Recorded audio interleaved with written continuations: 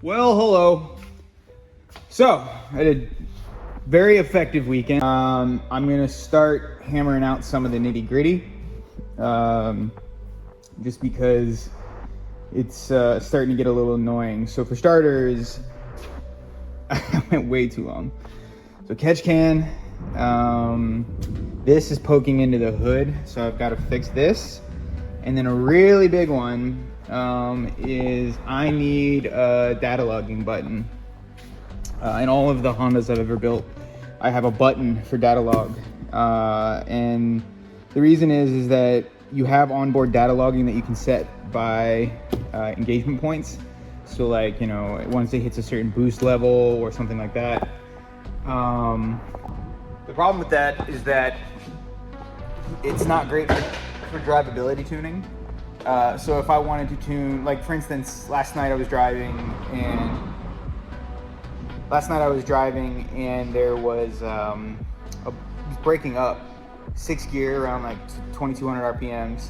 You know, I could go find that map just by, you know, basing it off the RPM and the load values, but it would be super nice, like I used to just go click, hit the button and have it start datalogging. So I'm gonna knock that out, do the catch can and the fuel pressure regulator, and that'll probably be it before I get to the track. Maybe a few more things, but we'll see, assuming it doesn't break the garage apart from the insane thunderstorm. All right, I got the fuel pressure regulator kind of sorted out. So basically what I did was literally just rotated it and then readjusted the lines and then took the gauge off. I tried doing it with the gauge, but it still made contact with the hood. It's all good. I actually really like how this looks. Very compact, very simple. And then with it like this, the vacuum line drops down into that spot right there. So I give it a thumbs up. All right, so I'm gonna run with the power steering pressure switch, E16. So I'm gonna go find the connector, and then I gotta go through my bins and get a switch and wire it up. All right, so here's the pin. It's gonna be right above that little blank space right there. There's nothing there. So I went ahead and pulled out my pin set. I'm gonna create a wire. I'm gonna label it, tie it to the harness, and run it to a ground in here. Using this is the switch somewhere, and then the other hole is the Datalog port. All right, so that should do it. There's the button. You can see, not perfect, but good. This is terminated to a 2-pin Deutsch, and then I pulled a ground circuit and spliced it into a 3-way connector. Okay, 3rd time's a charm, I guess. All right, I had a short, so it was just sticking on. But now, when we go to the on switch, and give it a second or two, I'm gonna click off. All right, so we got it. No more floating values or bounce or whatever it's called. Nice solid datalog. So that one is done. That leaves AC and a kick can. Good evening. So we have managed to get the datalog button operational. The next step I wanted to work on, and I know it has nothing to do with going fast, but it's something that's been bothering me, is that this car has AC built in, and based off of the pressure switch, it has a charge high enough for the compressor to kick on. So I need to figure out why the AC compressor isn't coming on. I've already gotten some of the work done, so I verified the circuit is good from the button.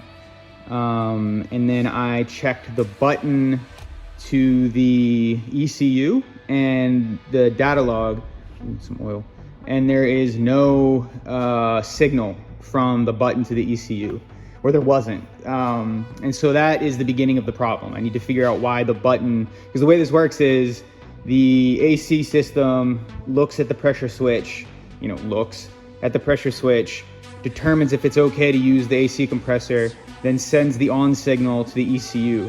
The ECU then triggers the AC compressor, which starts the cycle. As the pressure gets too high, it clicks off the relay, which shuts down the circuit at the AC control head.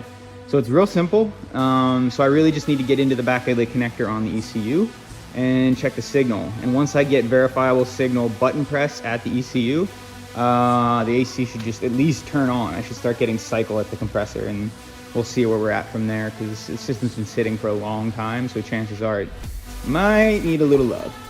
Cool, let's get to it. So this has been, I think I'm on hour 4 or so. And so long and short is that this is this black and red wire here is the ground supply for the relay to the air conditioning compressor. So when this is grounded, it grounds the relay, which activates the clutch. Alright, this is stopping point for the weekend. So, progress. We got the compressor to engage and spin. So that part is at least working, but I have no condenser fan. Yeah, so that was it. I kind of figured out what's going on now. Basically, I think maybe they gave up because I noticed the condenser fan isn't working. So I have to keep working on it, but just as a point of proof.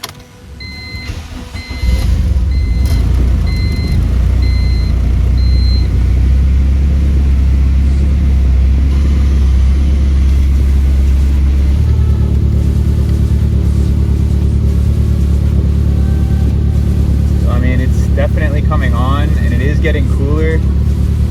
The problem is that without the condenser fan, you're not going to get a good idle performance. So I've been making progress on the catch can. I've been going back and forth between horizontal and vertical, and I'm currently in the horizontal phase.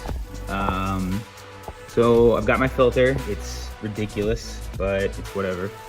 I'm gonna do, I think, like this, and then I'm gonna lower this one and come down.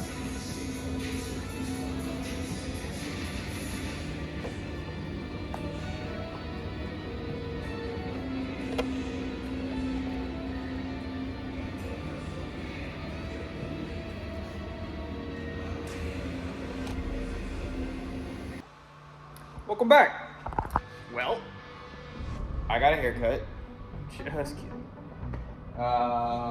So it's been about, I don't know, a month or so since I started on the next section of the projects for the red car. So I came up with a jig design. Basically these snap onto the aluminum and it holds it to make it easier to weld. So I'm gonna get that set up and see if it works. Yeah, so that's kind of the last of it. This is, I'm assuming that, or hoping that this is gonna work. And if it does, I can call it good for this episode. Because really I just wanted to get this button and hit fan. So yeah, let me get on it. Okie dokie. So this is about, this specific piece is about 2 weeks. 2 weeks! Maybe more, close to 3 weeks of work. I gave up on special shapes and all sorts of that stuff and realized I needed to just start with a box. So I did it. This is my first catch can I've made. I'm pretty happy with how it came out.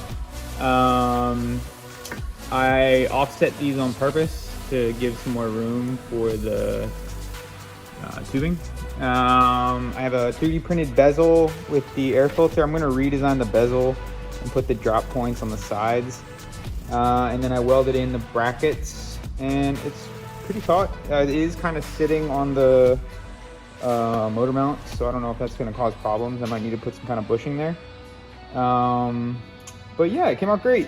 I'm really happy with it. So this is the one thing I wanted to finish for this video, because I spent all that time on the button and this, and there wasn't a whole lot that was to look at, but this is a boatload of work. So I'm glad it's done. I'm gonna finish, I gotta order, I thought I had some more, but I gotta order some push lock fittings, get those ordered, and then it's a matter of painting it, because I don't want anyone to see how crappy my welds are. Cool, so that's it. So, here it is. This is the catch can. It's a little rough, but I feel pretty good about it. Bezel's finished. Bolted in, holds. Got my ports all set up, and it just fits like that. Good enough for now.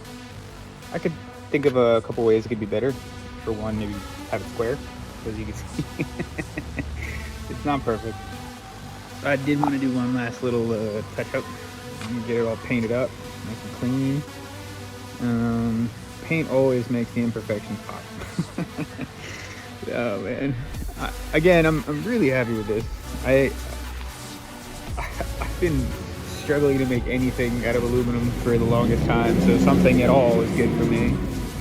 So I'm gonna finish this up, get it painted, and then I have my fittings. Should be here by now at the house, and we'll install it. And this is the final product of the kick can with the hoses installed. So these came out pretty well. I do have a 45 degree as opposed to a 90, but honestly, I'm pretty happy. It's about how I designed it in my head. I would have liked it to be a little bit more compact, but I can fix that by maybe on the next version making that a little more narrow. But as you can see, I don't really have that much room, so something for another time. For now, I'm very happy. Cool.